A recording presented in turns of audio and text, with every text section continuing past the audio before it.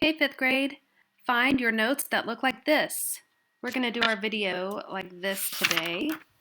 See how it works for us. Okay, I want you to do mental math. I hope you have a quiet spot and a pencil in your notes. And here we go. A, what is 2/5 of 20? What is 2/5 of 20? B, what is 8 times 76? What is 8 times 76?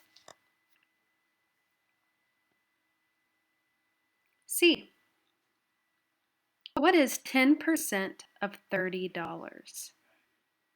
10% of $30. Also think about what fraction 10% equals.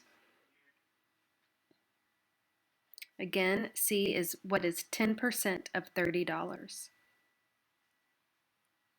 D, $50 minus $42.98.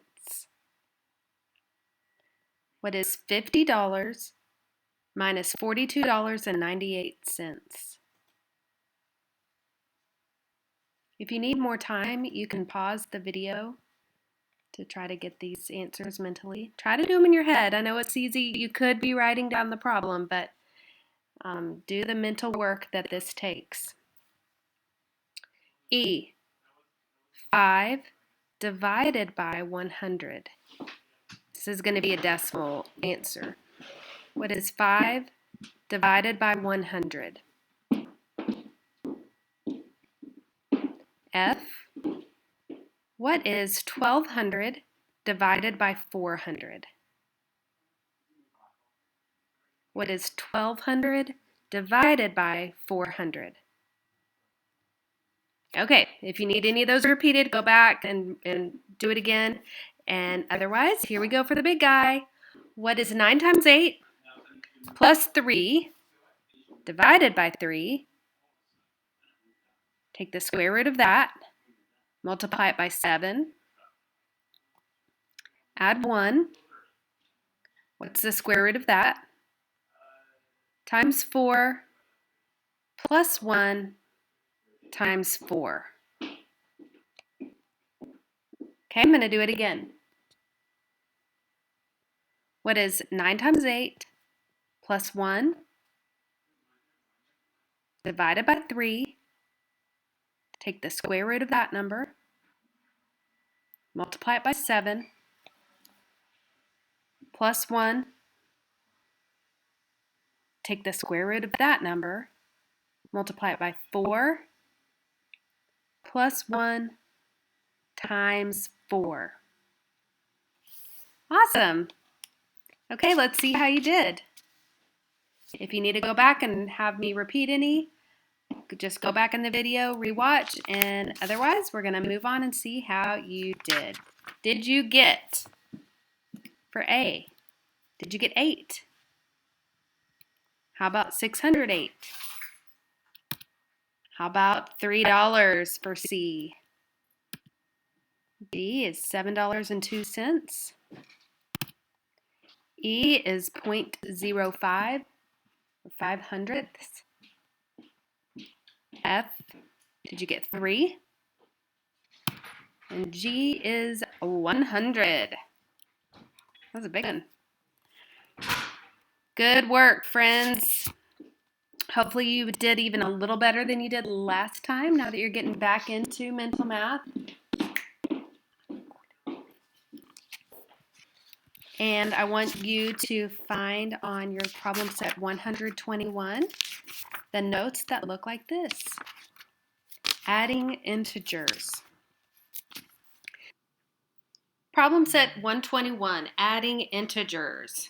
Let's talk about integers. What are integers? So integers include all counting numbers. 1, 2, 3, 4, 5, 6, 7, 8, 9, 10. You're counting for hide and go seek. You're the counter. All the counting numbers. It includes all their negatives. So the opposites of the counting numbers, 1, -1, 2, -1, 3, -3, and so forth. Integers also include 0, but hear me when I say, they do not include the numbers that come between 1 and 2, or 0 and 1, which are fractions or decimals. All right, so they do include counting numbers, they do include their negatives, they include 0, but they don't include all the little parts and pieces in between each of the counting numbers. I'm going to give you just a second to fill in those blanks. All 0, fractions, or decimals. Next box, Freezing Freddy. Look at him, he looks so cold. One way that is helpful for us to imagine integers, and the way that we actually do use integers, is when we are talking about temperature and we're looking at a thermometer.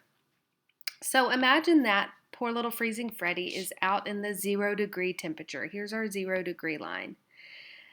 This is where, imagine that the mercury is to here. And as the day goes on, the mercury drops. The temperature drops 5 degrees to here. And then the day goes on and the cold front is still coming, and it goes another 5, drops another 5 degrees. The result is a temperature drop of 10 total degrees. So it was at 0, now it's down 10 degrees below 0. So the first part of the day, it dropped 5 degrees, -5 degrees, and then we added, this is where the adding integers gets a little weird, another -5 degrees. So -5 plus another -5 gives us a -10 degree drop. All right, let's look at Freezing Freddy again. Imagine that the temp is 0 degrees again. If the temperature falls 5 degrees again, so here it is, it was at 0, down 5, and then rises back up 5 degrees, this brings the temperature back to 0.